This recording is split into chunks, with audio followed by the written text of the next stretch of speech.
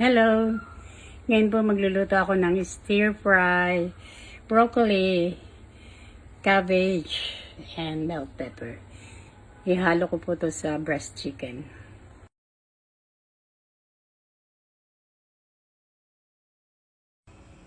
Ayan po, lalagyan ko po siya ng olive oil para healthy.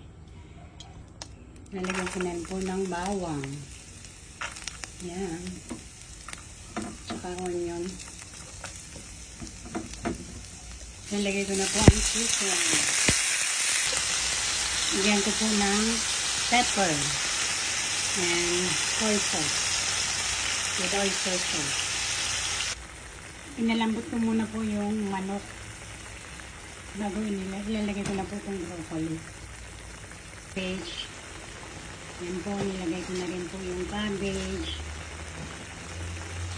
Po, ilalagay ko na ang red bell pepper. Yan, konti na lang po, maluluto na yan. Yan po, luto na ang aking